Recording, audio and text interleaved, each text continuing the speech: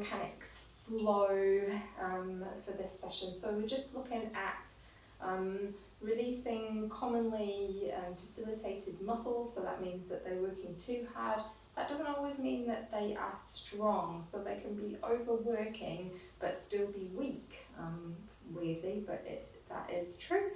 So we're going to be looking at releasing frequently facilitated overworked muscle groups and then activating the underworked. So we're not looking at strengthening in this little flow. It is more just teaching the muscle that isn't working to turn back on, and the one that's working too much to relax and calm down a little bit and settle the nervous system. So we're going to start with a QL wall glide. So for this, you're going to come and stand with your feet together, and we're about your foot distance away from the wall. Now you're going to have your elbow just settled in front of your waist here, and we're going to have the whole arm, forearm, lower arm connected to the wall. And then literally all we're going to do from here is just glide and touch the hip to the wall. So we're not applying any force or pressure, we're just literally gliding the hip across. So this, as we move to the right, I'm moving to the right here, this is helping to release the left side of my lumbar spine, specifically the QL, quadratus lumborum. So that's a muscle that helps us to flex our spine and rotate our spine, and it can be very commonly, so I'm just doing 8 little glides to one direction, and then we're going to turn around and do 8 little glides to the other side. So it can be commonly shortened and tightened on one side, and when that happens, we get a corresponding shortening through that side of the waist. So it might look like the shoulder is lower, it might look like a hip is hiking, you might be more likely to collapse a little bit in turns and circles on that side, and you might also have some tightness and stiffness, pain and sensations even. So once we've done 8 on one side, we're going to do 8 on the other, and then we're going to repeat.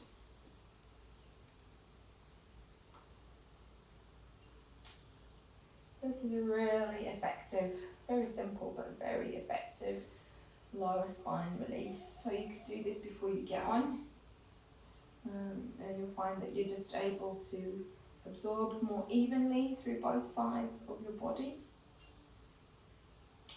And you might find that as you go with this, even now, that it gets easier, and maybe the sensations that you had in your lower back to start with have already started to ease.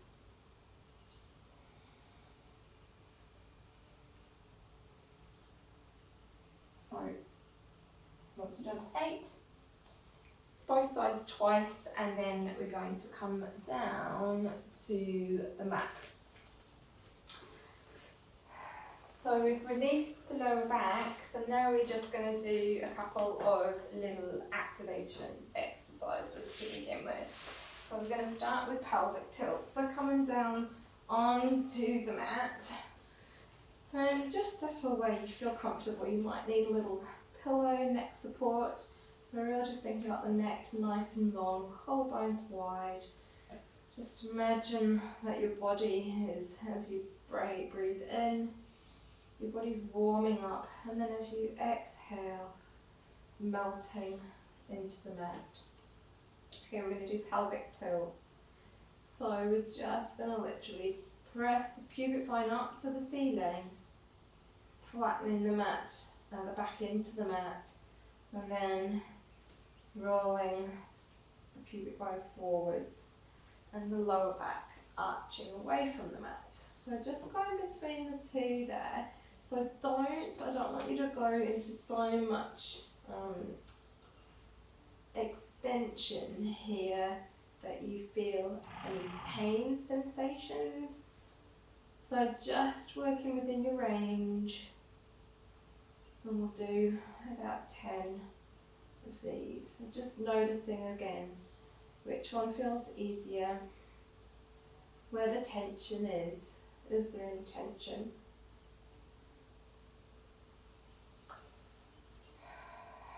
And breathing.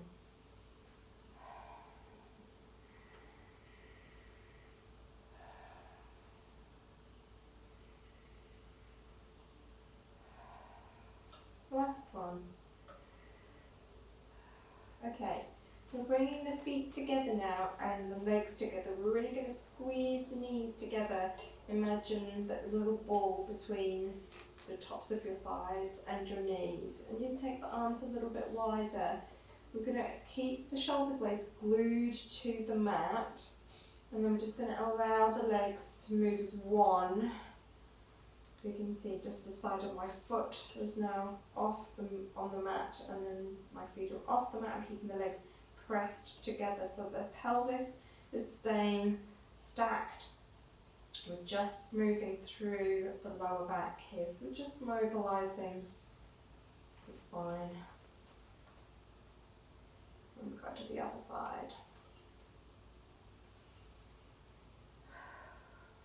Keeping the legs glued together, so really nice releases for the lower back.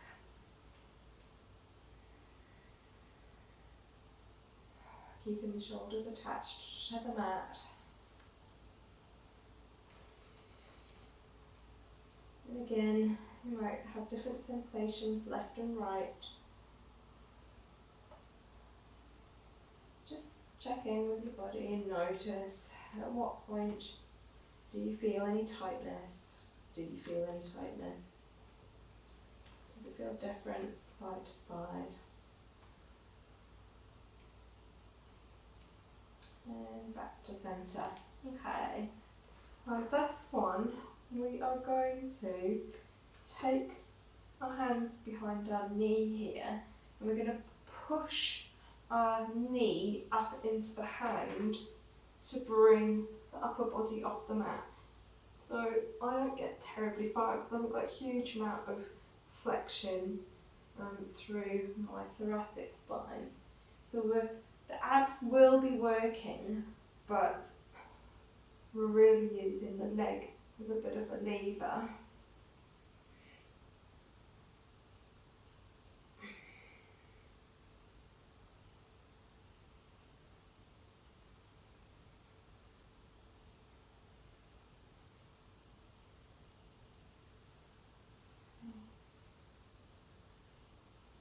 Just using more the hip extensors here.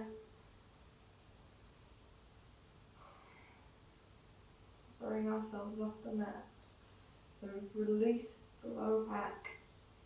And now we're just activating the hip extensors and hip flexors.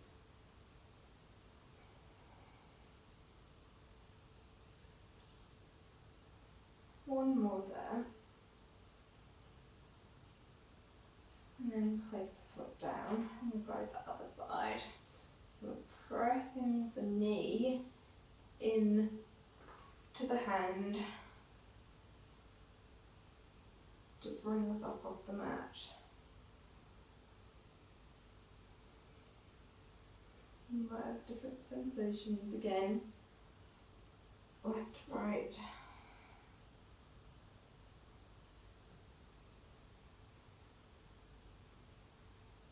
Couple more here.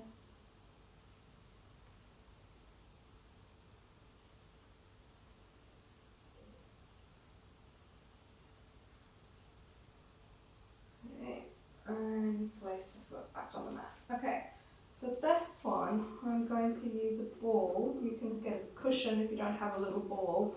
Just pop it between your knees. We're just using the ball to give us some feedback as to how well we're able to stabilise the pelvis, and we can just activate a little bit the inner thighs, adductors with squeezing the ball, and that's going to help us to keep the pelvis a little bit more stable as well. So we're interlacing the fingers, and we're really reaching the arms out of the sockets.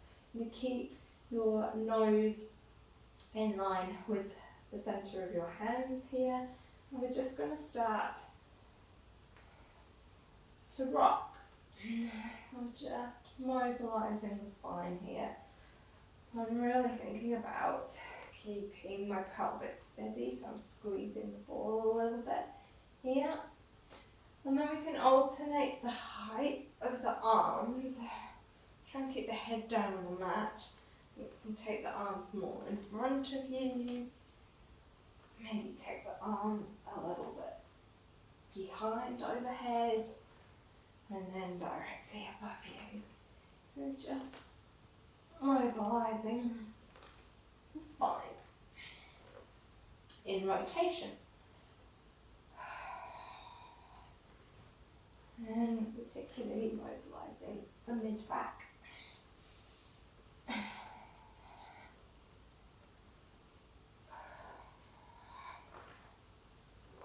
So for our riding, obviously we want to be able to rotate through the mid-back without the pelvis following. A couple more here. That feels quite nice.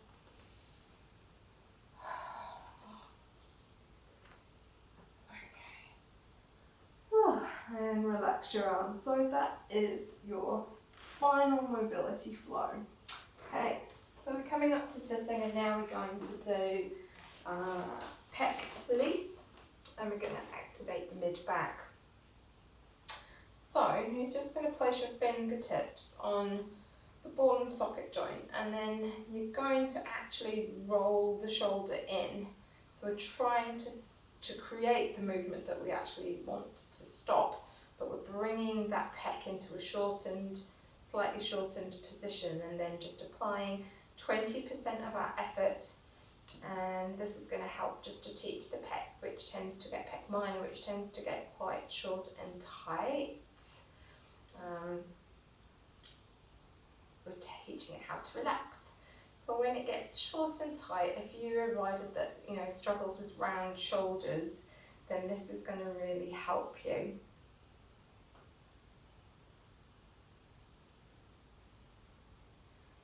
Give the shoulder a roll, and do one more.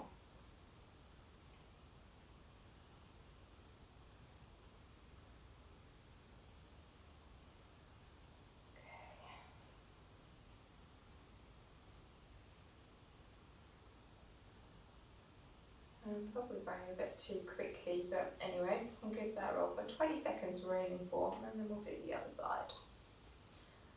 So you need a band. Sorry, I should have said this at the beginning of the workout. So we need either a band or a pair of tights for this next little part for the activation. Shoulder roll, and we'll go again. One more.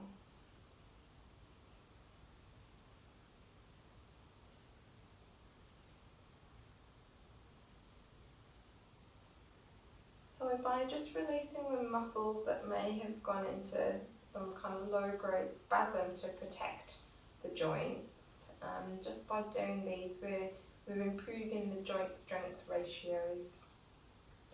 And we're teaching those muscles how to relax, so when they can relax, they can more optimally contract as well. So hopefully we've done 2 sets on either side, and then now we're going to get a band. So, sitting with the legs out in front of you. This is not a position that you are comfortable in. You can have your knees bent. And just put the band under the feet. And then you need to experiment with the tension you've got on the band. So we want to keep the arms straight through all this. We're not doing a bicep, tricep exercise. We're not doing a rowing action. We're literally keeping the arms straight, and you're just thinking about squeezing those shoulder blades a little bit back together and release. We're going to do about 10 of those. So because now we release with the previous little exercise, we release the pec minor at the front that can often be in this shortened, overworked state. So then now we're teaching the opposite antagonistic muscle group to switch on. Just a small little movement. We don't need too much strength. We don't want to get tired through this as well. So just doing enough that you feel those muscles activating. A couple more. Okay, so now we're going to come on to all fours here. And so we've released the pec at the front and we've activated the mid-traps at the back. So now what we're going to do is just add a little bit of strength to the pec at the front, because we talked about just because those muscles are working hard doesn't necessarily mean that they're strong. Obviously we can do tests to find that out, but for the purposes of this, we're not going to be doing anything bad. So I'm just getting a little towel to support my hands because they're a bit slippy. So feet hip width apart, hips directly over the knees, and we've got fingertips nice and spread wide with the shoulders over the wrists, and have your breastbone moving roughly in between your thumbs here. So I'm really pushing the ground away from me, as you can see now, and those muscles around the upper arms are really sucking on and kind of, sucking up, I suppose, into the joint. So now, without bending my arms, I'm just gonna lower a little bit, allow my upper body to sink a little bit there. So it's just a small movement. I'm just sinking a little bit down with the chest to now put a little bit more load onto that pec muscle, that pec minor at the front to strengthen it. I'm just going to do about 6 of these, pushing up and then allowing the upper body to drop.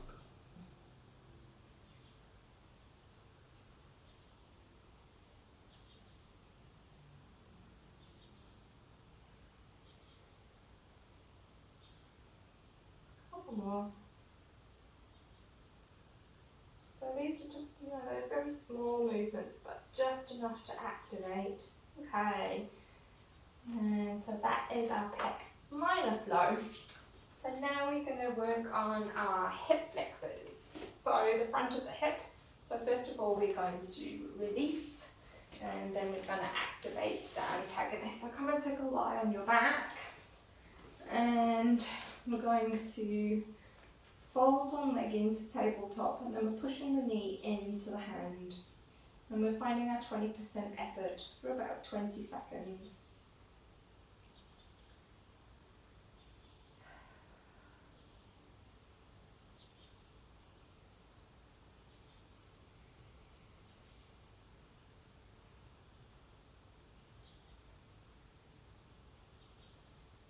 And float the leg in, and we'll go again. So if you feel like you've always got tight hip flexors and maybe stretching doesn't give you the results that you want, then adding this into your repertoire might well make all the difference. So you could do a muscle energy release and then an activation exercise, and then you could do your stretch, and you might get a better result from your stretch at that point. But if the hip flexors are weak, so we can have tight and weak. So I'm going to go and do the left leg.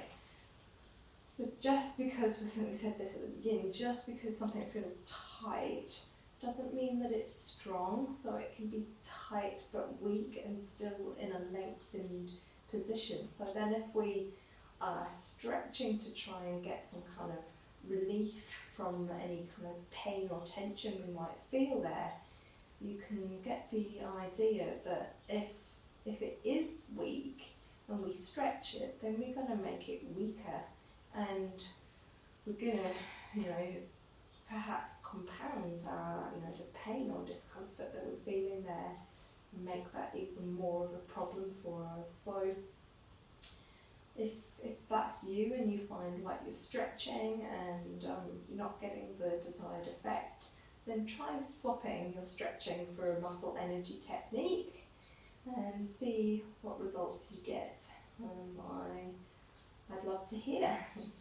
Okay, so now we are going to go for a little bridge here. So we're just going to lift the hips. We're not going to do a string of pills articulating the bridge. So we've released the hip flexors, and now we're going to activate the hip extensors. So that's glutes and hamstrings. So palms down by your sides, facing your body, collarbones nice and wide, neck is long, just almost so you can touch your, reach to the side and check that you can almost touch your heels with your fingers there, and then we're just going to come up into bridge and lower. We're going to do about 8 of these. And again, we don't want to go to our neural edge with this, so just do as many as you need before you start to feel any fatigue, because when we take the body, if there is a problem, let's say with the hip flexors are doing all the load for the glutes and the glutes aren't switching on, if we then go and overwork glutes to the point where we feel sore, then our body's going to take that path of least resistance again, and it's going to start recruiting those muscles to help, because there's some kind of dysfunction with the glutes. We don't know that. We need to test once again. Yay, hurry up level 2 or level 1. We can start doing one-on-ones and using NKT to really test and see what's going on. And this is only if you've got, some kind of pain issue there that you feel, maybe with the glutes or the hamstrings or the front of the hip. Okay, we've probably done enough there. Last one. Nice. Okay, so I'm just going to come and take a seat up for a moment, and we're going to come into, what are we going to come into? We're going to do a few little toe taps here now. So come and take a lie back down again. And we're in a nice position A. So we have released the hip flexors and we have activated the glutes. So now we're going to strengthen a little bit the hip flexors with our single leg toe taps. So inhale to prepare and exhale. We're raising one leg at a time into tabletop. So I'm dipping one leg away and then the other. So try to maintain the angle of the leg throughout the whole move. So if this is too much and you're feeling it on your lower back, then just do one leg at a time. So float one leg up, replace the foot, float the other leg up, and replace the foot. And you can pop a little hand onto your hip bone there, and we can just do 2 little things whilst strengthening those hip flexors. We can just be thinking about how well we're controlling the rotation there. So if that's all right for you in double leg tabletop, then you can come back to here. And again, we're not trying to do so much in this routine that we get tired. So let's do a couple more. So abs should be working, but also the hip flexors are working. One more. And you can have your knees into your chest.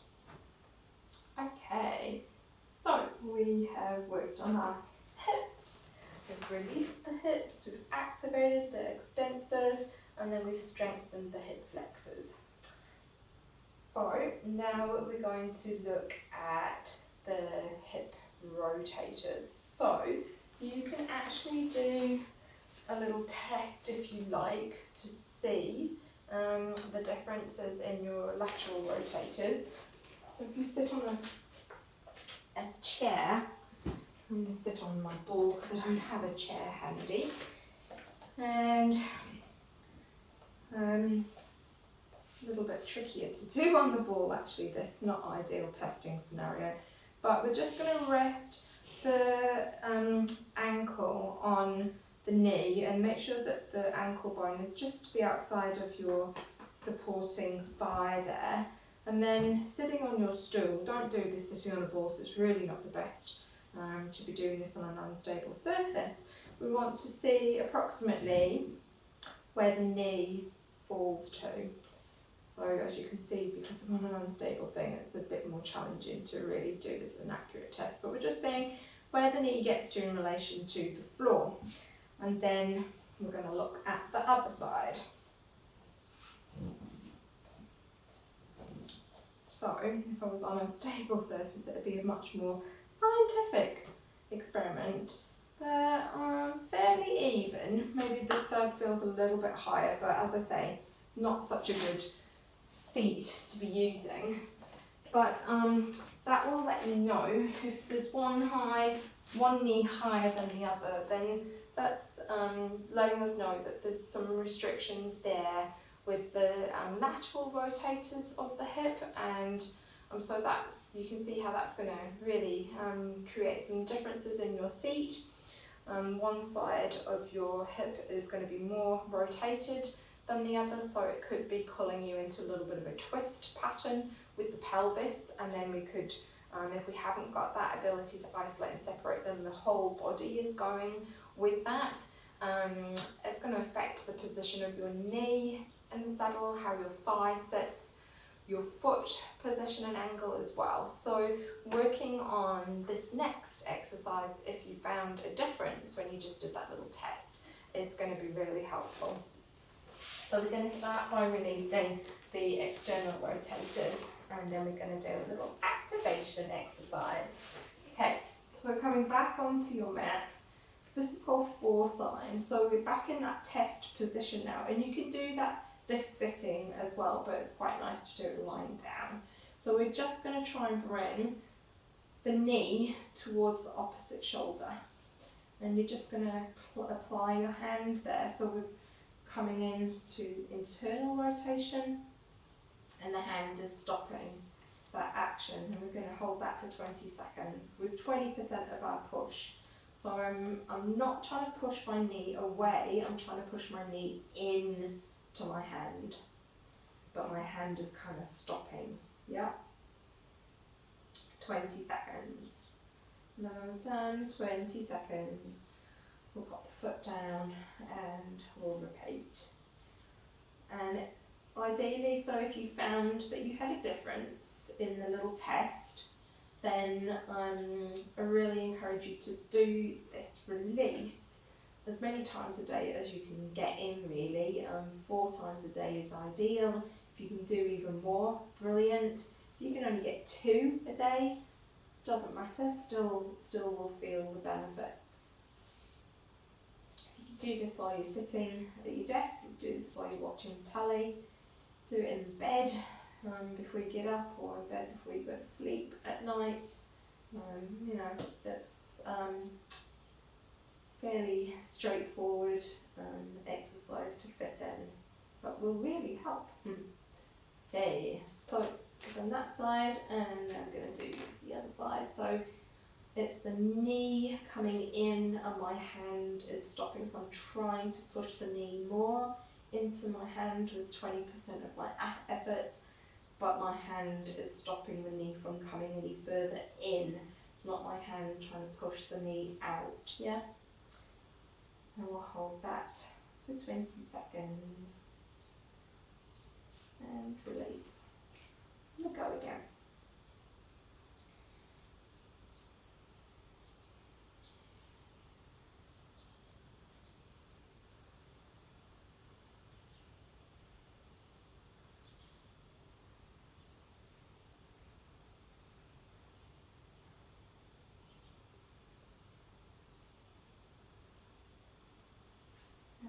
about 20 seconds, okay. So come on up to sitting, and then we're going to come into a little side plank position. So we've released the lateral rotators, so now we're going to, we're just going to do a little exercise now to activate the inner thighs, the adductors. So come back to the start position, feet together, and then we're literally just going to allow the knees to open. And really simple. And bring the knees back together.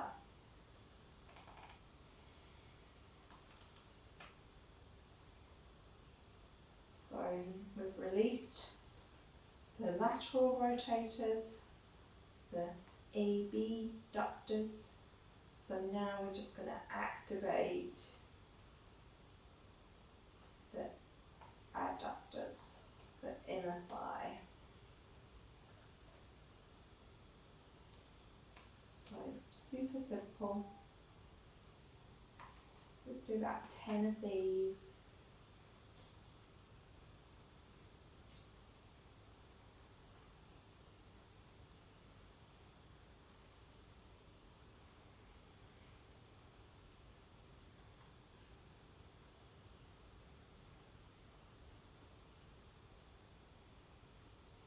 I've lost count.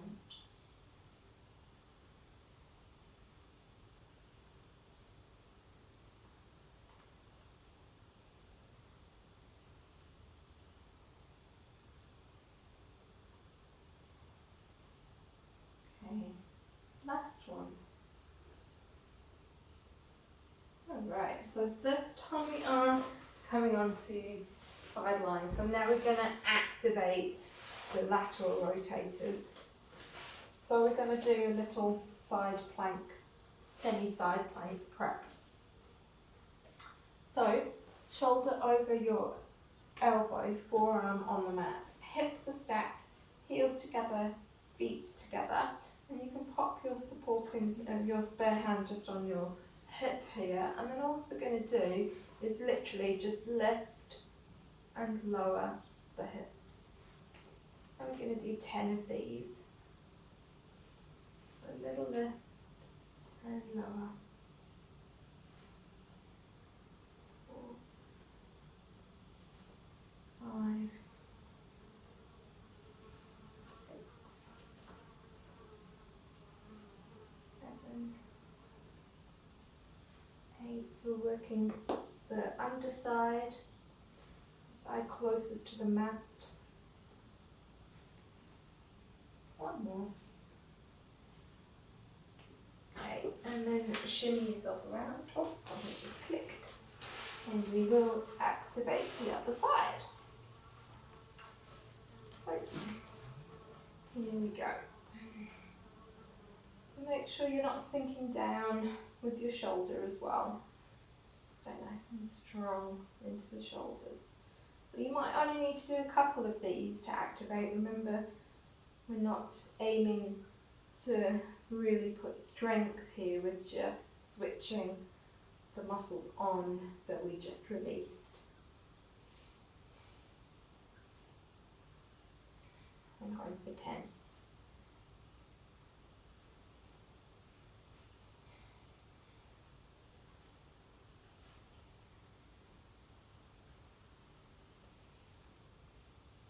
Lost count. Couple more.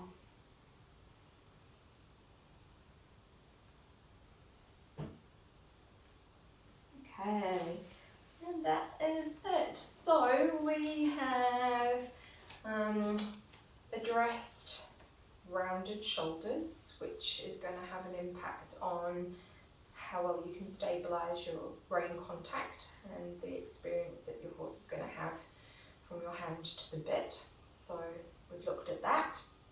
We've looked at spinal mobility. So we've looked at some different moves that can help to create more movement through the whole spine, the lower back and the thoracic, the mid-back. We've looked at some different movements there that will really make some differences to how mobile you feel there.